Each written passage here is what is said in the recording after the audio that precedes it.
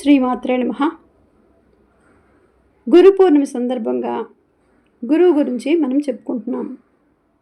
శుక్లాంబరధరం విష్ణుం శశివర్ణం చతుర్భుజం ప్రసన్నవదనం ధ్యాయేత్ సర్వవిఘ్నోపశాంతయే. గురుబ్రహ్మా గురువిష్ణు గురుదేవో మహేశ్వరః గురు సాక్షాత్ పరబ్రహ్మ తస్మై శ్రీ గురవే నమః. గురువులను, హిందువులను, పెద్దలను పూజించిన రోజును గురు పౌర్ణమి లేదా వ్యాస పౌర్ణమి అని పిలుస్తారు. హిందువులు ప్రతి సంవత్సరం ఆషాఢ శుద్ధ పౌర్ణమి రోజున గురు పౌర్ణమి జరుపుకుంటారు. ఈ రోజున గురు పూజోత్సవము జరిపి గురువులకు కానుకలు, బహుమతులు సమర్పించి వారిని సత్కరించి వారి ఆశీర్వచనలు తీసుకుంటారు. తమ జీవితానికి మార్గనిర్దేశంగా చేసి ముక్తి వైపు నడిపించినందుకు ప్రతిఫలంగా ఇలా చేస్తారు.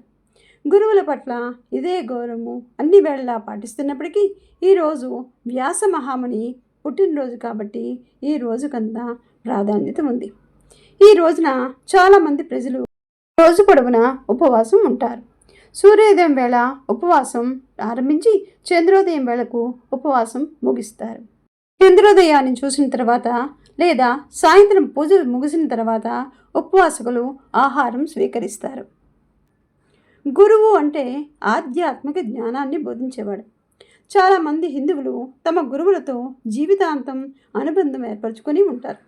ఇది కుటుంబ సంబంధం కూడా కావచ్చు, తరతరాలకు కొనసాగించవచ్చు. హిందూ మతంలో గురువును భగవంతుడికి భక్తునికి మధ్య ఉన్న సంధానకర్తగా భావిస్తూ ఉంటారు. వేదవ్యాసుని మానవ జాతికి అంతటికీ మంచి ఆధ్యాత్మికత వారసత్వాన్ని మిగిల్చి వెళ్ళాడు. కాబట్టి ఆయన్ని మనమందరం కూడా గురువుగా భావిస్తూ ఉంటాం.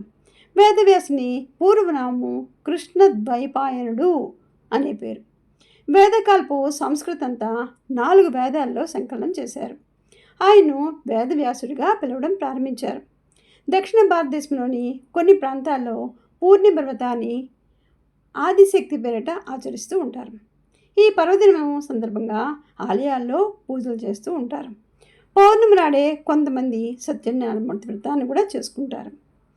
షిరిడి సాయిబాబా ఆలయాల్లో కూడా ప్రత్యేక పూజలు ఈ రోజు మొదలుకొని 3 రోజులు చేస్తూ ఉంటారు. షిరిడి బాబాను కూడా గురువుగా ప్రతి ఒక్కరూ భావిస్తూ ఉంటారు. గురు పౌర్ణమి నాడు గురువు గారి ఆశీస్సులు తీసుకుంటే మనకి మంచి జరుగుతుంది.